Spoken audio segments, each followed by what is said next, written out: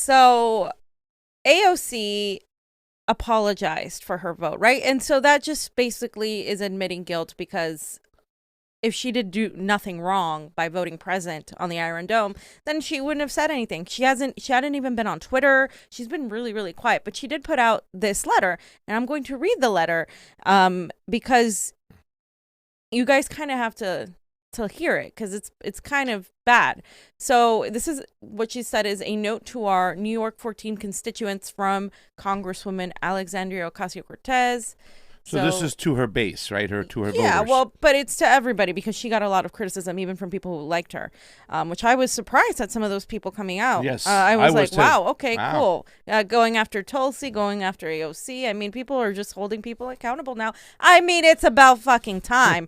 Okay. It's the new fam. So she said yesterday the House called to the floor a rushed $1 billion supplemental military funding bill for Israel's Iron Dome defense system. I want to be clear with our community, that I am opposed to this bill, but ultimately cast a present vote. My job as your representative is to first and foremost serve with transparency and remain accountable to you, the people of New York's 14th Congressional District. First, let me begin with why I believe this bill should have been opposed. Contrary to popular narrative, this bill was not for all U.S. funding of the Iron Dome, and opposing it would not defund U.S. financing of the system in any way, shape, or form. Since 2011, the U.S. has provided $1.7 billion for the Iron Dome and is already financially committed to continuing these funds through 2028. That is true. This bill adds an additional $1 billion in funding in 1 year to the system alone. For context, that is an amount in 1 year that approaches all funding to the system we have provided over the last decade. And this is in addition to $3 billion authorized earlier this year in other forms of military funding to the Israeli government. Yeah, that's the fucking problem. I believe strongly that Congress should take greater scrutiny with all military funding across the world. I believe that for far too long, the U.S. has handed unconditional aid to the Israeli government while doing nothing to address or raise the persistent human rights abuses against the Palestinian people, and that this imbalance of power must be centered in any honest conversation about Israel and Palestine, in addition to many other governments we militarily fund with a pattern of human rights abuses, such as the Saudi and Colombia-related amendments I introduced last week as well. True. She's telling you like what we know. In addition to opposing the substance of the Iron Dome supplemental bill, the process of bringing it to the House floor was deeply unjust.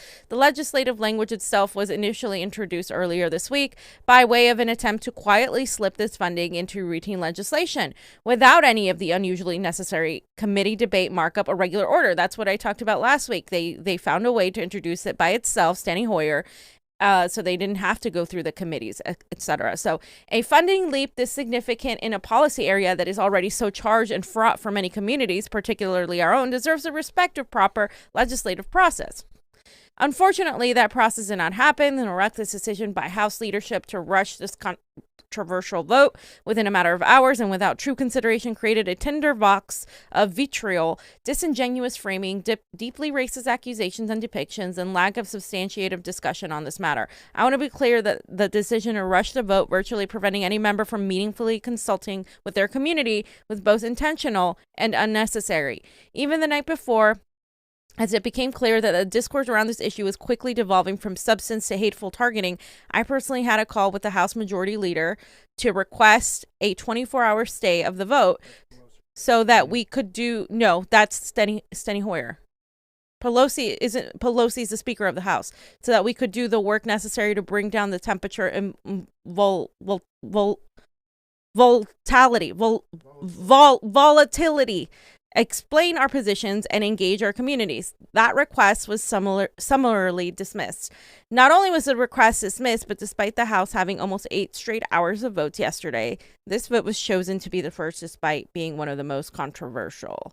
The damage of this careless process created a very real spillover effects into our community. It created a real sense of panic and horror among those in our community who otherwise engaged thoughtfully in these discussions, and fueled the discussion to devolve to a point where it became clear that this vote would risk a severe devolution of the good faith community fabric that allows us to responsibly join in a struggle for human rights and dignity everywhere, from Palestine to the Bronx and Queens.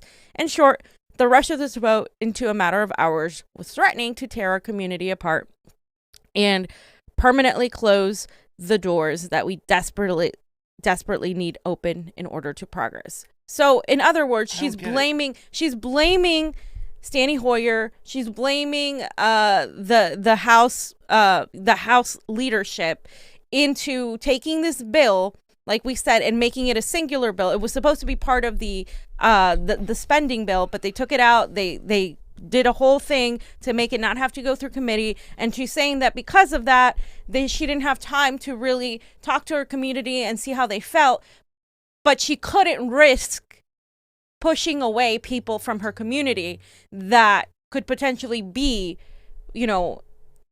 for this, be pro-Israel, because she does have some people in her community that are, especially if we're looking what we talked about last week, where she might get redistricted, and so Jamal Bowman might as well. So she's basically saying that I wish I had more time to really assess the situation with my community, and I was going to vote no, but now it just seems like this would have created so many problems, and that we really I couldn't say no, because I would have, there was just so much hatred and vitriol and all this stuff and volatility, and that she's making the excuse that she basically got bullied into doing this, right? Which is what people were saying, that she was bullied. But here's my thing with it is, there's no, I take full responsibility for ultimately deciding to do, take fucking responsibility. She's putting it on everybody else. I understand that she's bullied, but again, everybody is bullied in Congress. That's the point. She said, we're going to go in there and we're going to, what did she say? Bring the ruckus. This isn't bringing the ruckus. You're doing what you're told. This is bringing the capitulation. You're doing what you're told. And it just seems weak. And this apology is extremely just, makes it even worse in a way, because she's excusing herself by saying, I'm actually against this. Here are all the reasons why this is wrong. Here are all the money we give to Israel. So it's she knows that this is wrong. Yeah, she knows. And she's didn't want to do it. It seems, it almost seems like she's at least how she's portraying that she's I don't know, kidnapped, she can't make her own decisions, this is they're forcing her hand.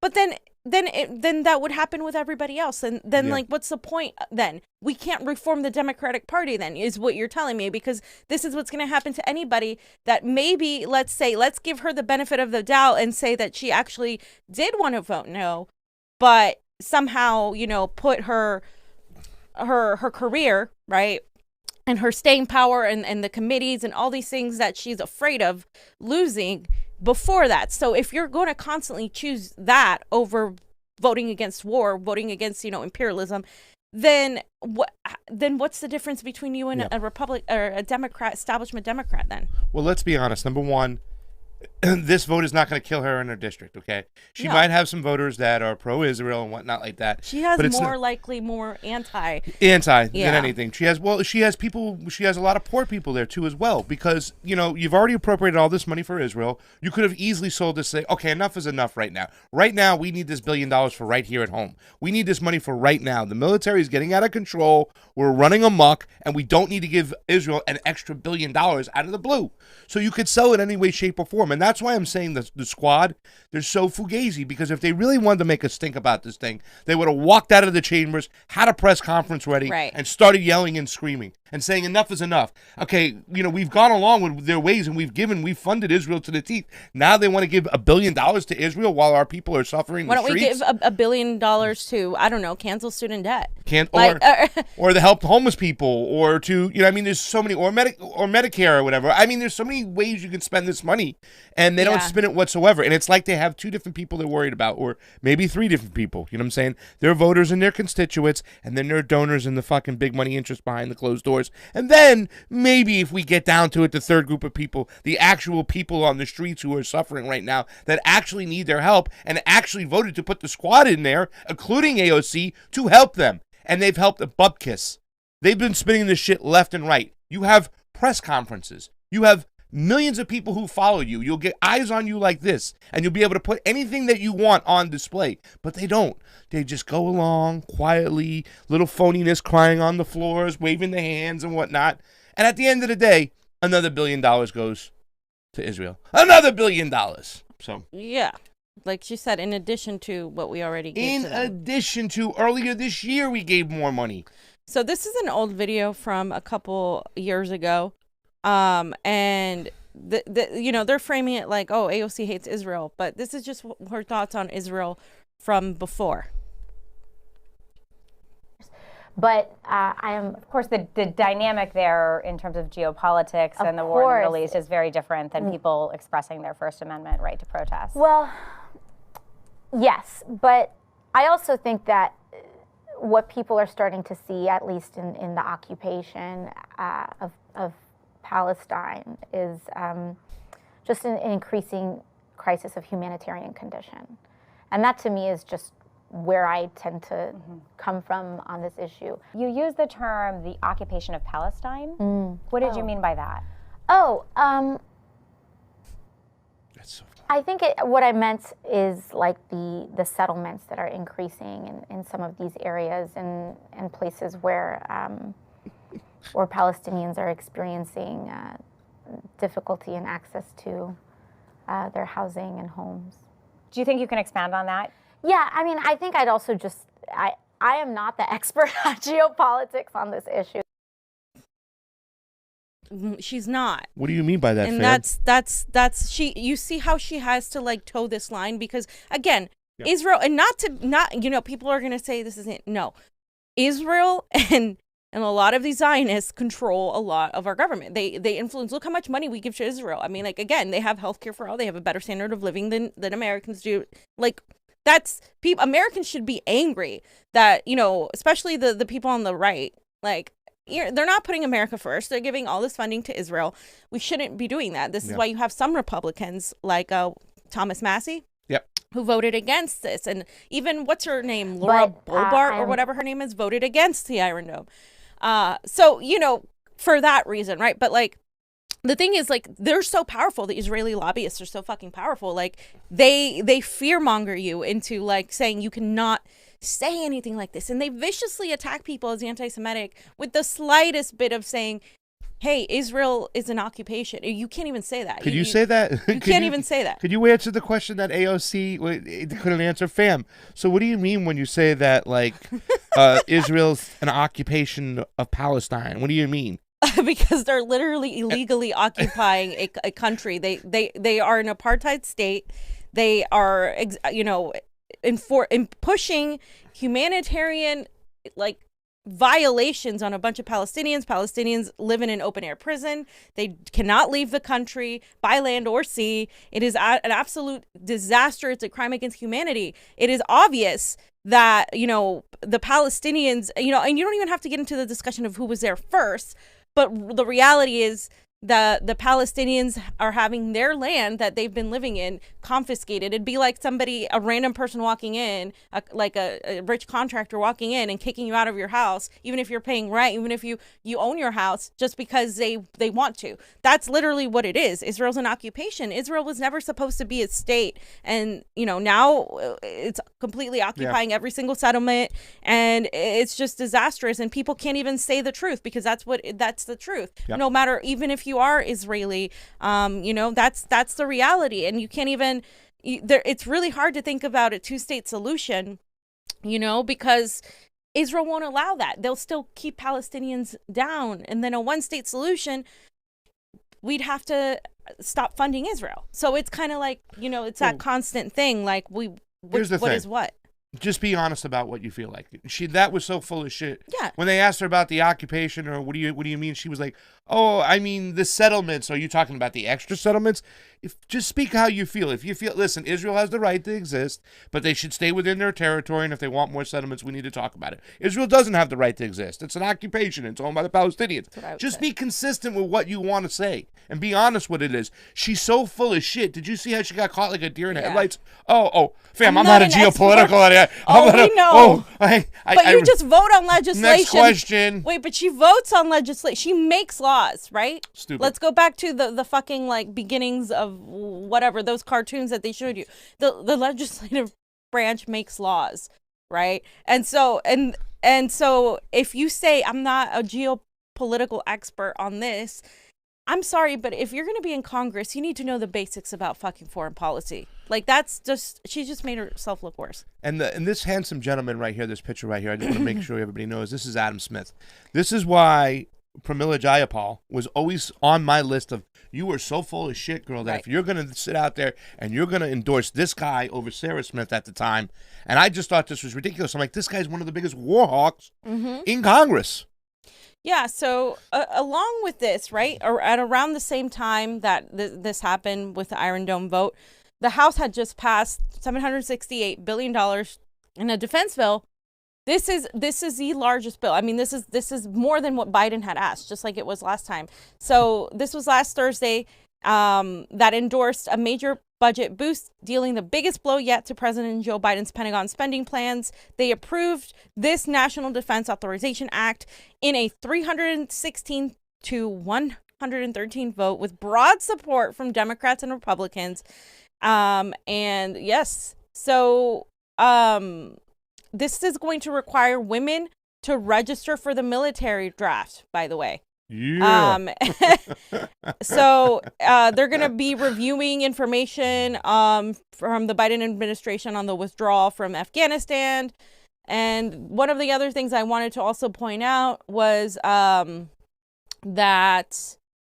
let's see, there was something here. Okay, this is what I wanted to point out. So while they passed this bill, which, I mean, I'm going to show you some graphs on it. They rejected the bill that AOC and Barbara Lee and Mark Pocan had put out, right? They were trying to decrease the Pentagon budget by 10%. So they rejected that bill by 286 votes to 142 votes. So that attempt that AOC did was entirely just for show, because they knew it wasn't going to pass. I mean, okay, fine, I'll give them points for doing it, but they knew it wasn't going to pass, right? So my whole point is, while she's, she voted present for this Iron Dome, while she attempted to put this thing out to reduce the Pentagon budget by 10%, everybody knew that we have a bunch of warmongers in Congress, and that bill was going to be shot down, and that this bill was going to be gigantic. And so here's the massive bill, right? You can look at how it passed. This is Sam Semler. From Sam Semler. This is a tweet. I just want to show the pictures, right? Because the 778 billion Pentagon budget was 316 to 113. Over twice as many Republicans voted against it than Democrats. Say that again. Okay, Hold twice as many Republicans voted against it than Democrats. So you can see the numbers right there. Wait, I thought the Democratic Party is the party of the working class and anti-war. Not anymore. Peace, man. Not anymore. It's kind of difficult to tell who's a neocon and not. I mean, they're just, they're bipartisan in their neocon ways. And then you can see the 2020 Pentagon budget versus the budgets from 2016 versus the budgets from 2021. And you can see that it's gotten ridiculously big. I mean, it's just gotten bigger and bigger. Who knows? Next time it'll probably be bigger. I mean, this is just it's progressive. I thought we were gonna go, rein in the military. We were talking about Pompeo. You were talking about all these military generals that Trump had. Well, obviously that doesn't fucking matter. I mean, look at this right now, right? As we left Afghanistan, it doesn't matter, guys. This is just. I got a joke, fam. What's the only thing progressive in Congress? The war budget. It's like the only thing that keeps going up, ladies and gentlemen, stuff like that. And let me tell you something. Americans are asleep at the wheel when it comes to this shit. Yeah. It really does suck because, during the last campaign, we were going over like how many people and looking at statistics that really pay attention to foreign policy. And it's too low right now. Because if you're fiscally concerned, that's where a lot of the money goes. When you say we don't have the money to pay for this, but they got almost $800 billion to drop bombs. Remember when they went to drones? I thought it was supposed to be cheaper. No, it's not. It's here you go. And nobody's making us think about it. You talk about like the squad sitting at the steps and everything like that. If they were really anti-war, they would pull an anti-war protest. All right, guys, when the vote comes up and we're going to just get up and we're going to walk out of the Congress, the cameras will be there ready for us, and we're going to make a stink about it. And we're not going to leave here until they revote on that budget again and say no to it. Right. And then tell everybody to call your congressperson. Your congressperson voted yes on him. Put him on display. Right. This needs to Especially stop. now when people are still hurting, right? And, we've gone over several of these spending bills in the last few years. Guys, they pretty much take the same text, copy, paste it, and then just add a couple things to it every time. They add their contracts in there. That's this pretty money will much go here. They all look the same. You can go back to the 2016 one, and then they all pretty much look the same, but they just they keep adding more and more money to it. Yep. And then this other thing I wanted to just point out, because this happened, I saw this today. This is, did you want to show that at all? Okay. All right. So this is the Just Democrats is what I call them. The Just Democrats. So the Just Democrats retweeted this from Jennifer Epstein. I don't think there's a relation, but she said, memo from Sunrise Movement, Justice Dems, and others. While moderates in 2021 are repeating past mistakes, progressives have learned the right lessons. Instead of undercutting the president ahead of an election year, progressives are the ones keeping the full Biden agenda on track. So they're patting themselves on the back for capitulating to the establishment, right? And I just wanted to let people know, you can't change these people. You can't change them. People are still trying to, fix this Democratic Party. Nina Turner has announced that she's running in 2022 like everybody thought she would. She's going to have even less people supporting her this time. Like, people are starting to see, finally, through the fucking bullshit, because it's about time. I mean, like, the Justice Democrats, Sunrise Movement, we've seen it with robbery receipts. They're funded by dark money. They're funded by special interests. They're funded by people who are pro-war, pro-imperialist policies. You're not going to get any change from the people who started this mess. It's just not going to happen. So, and they have the media, so they can really dupe a lot of people and stuff. That's why we're sitting here. Yeah. We're sitting here today going over the same things, the reasons why we started this show, as we did, years ago, because of what they're doing right now today. They convince people, they do people. And then there's a little theatrics that are involved. We have no friends in Congress, ladies and gentlemen. Zero friends. And meanwhile, Congress, we saw Marjorie Taylor Greene and her little Scooby-Doo meme. Oh my God. With communism being she's obsessed with China. Communism. And now they just keep bringing in really bad memes. Johnny, you're going to have to go teach them. We'll send Glory there to teach them how to make better memes, because I honestly, I don't even know what this is about, but it's just funny. People are laughing. Republicans are the strong Chad. Democrats the scenario reminds me of this popular meme. How did these people get in office? I'm just like, dude, I want to go get paid to literally, be an asshole and then just put up pictures of memes all day. Hell yeah. And then barely show up to work. Queen. Every time they get a vacation, they're like, okay, we're leaving. We're not coming. Come on, man. I want to get paid that much to do nothing. Mike Gravel said, he was like, the first time I got to the Senate, I was like, oh my God, how did I get here? Because 6 months later, I was like, how the hell did the rest of them get here? Yeah, it's like, how did these people get here? Well, that's the thing, fam. Guess what? They control elections. So I forgot to put the video where she actually gets called a warmonger. I don't know if we can find it, but this is just AOC. Remember they had the train, the train they were picking up at AOC's dress, and then they had Hillary's little train. So there you go. It's just, it's just funny. But she went there, and it was in Ireland, in Belfast, Ireland, which is like the northern part of Ireland. And they were shouting, warmonger, warmonger. Did you see that? It was as I was walking, and there was in that English accent, you're a warmonger. Irish. It was Irish. I'm sorry, my bad. God. It was in Belfast. Fam. You're right. Get it right, fam. It's crazy though too as well. Like, I as a sports fan too as well. There's a lot more fuck Joe Bidens in the stadiums now. Yeah. It was at the Ryder Cup. It was at a couple games this week. There's a lot of fuck Joe Biden. Fuck Joe Biden. There it is. This gave me satisfaction.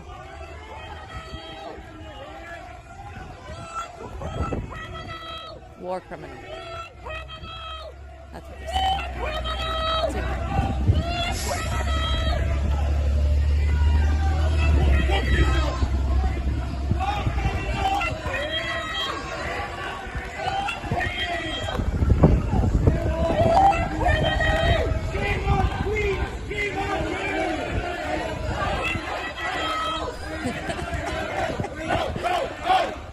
reputation precedes her.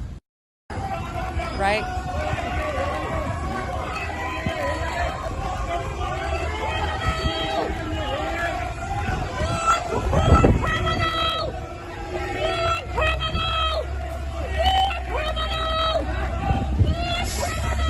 What about like the Secret Service people? Like if I'm working Secret Service right now, I got to be walking around going like, my job is to keep these assholes fucking alive. I hate my life. Like I'm looking out. Like of course people want to kill these people over here. I mean, who wouldn't want to? It's just terrible. Or some of them are just, that's all they know. They just Yeah, do I think their they watched a jobs. lot of movies and they were like, yeah, I want to be a Secret Service agent, but who knows?